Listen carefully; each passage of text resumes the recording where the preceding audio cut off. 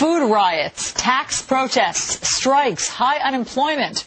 All will characterize our economic future, according to our next guest. Yeah, the Trends President Research Center, Gerald Celente, Trends Research Institute, has accurately predicted a whole host of issues: economic collapse, the '89 stock market crash, the Starbucks boom, on and on and on. Your list of predictions has come true. Now you're predicting what you call Obamageddon. Gerald, take us through. What does this mean?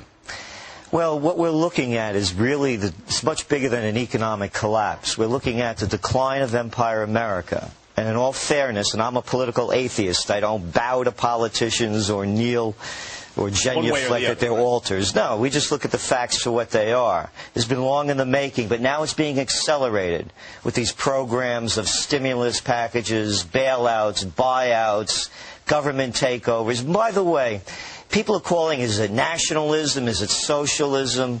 The merger of state and corporate powers, according to Mussolini, who knew a thing or two about it, is called fascism.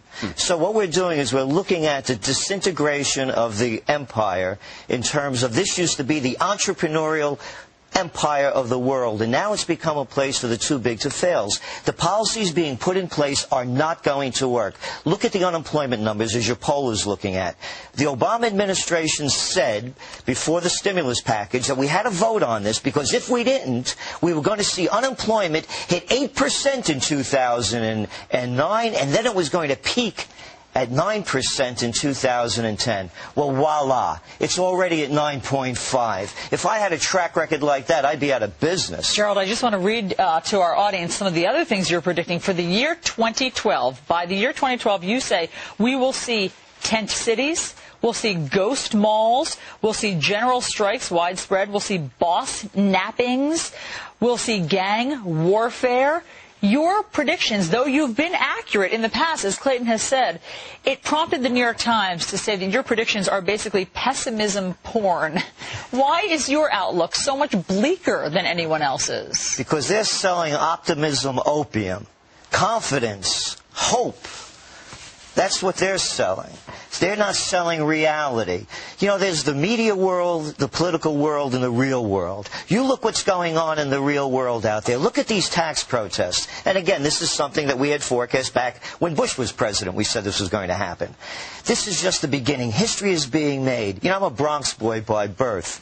And my saying is that when people lose everything and they have nothing left to lose, they lose it.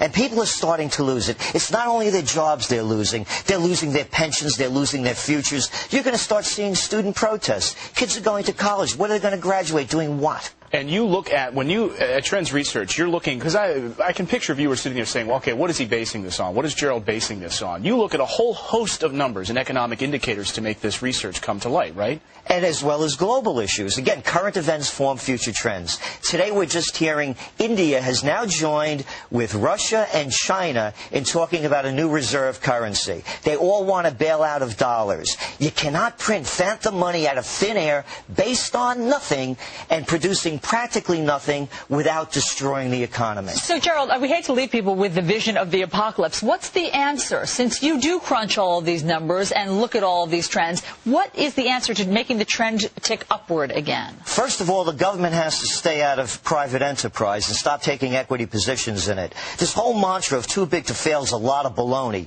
When you follow the money and see where it went, these companies weren't too big to fail. Unless you think their mother's better than yours, then they shouldn't fail and yours should. This is a whole lie. What's the too big to fails, the monopolies are killing Main Street. Well, Gerald Celente, you know, last time we had you on our show, our viewers crashed your website. That's how popular you were on our show last time. So we're going to put that back up. People can get more information at Trends Research from all that you do. Gerald Celente, thanks for joining us. Thank you.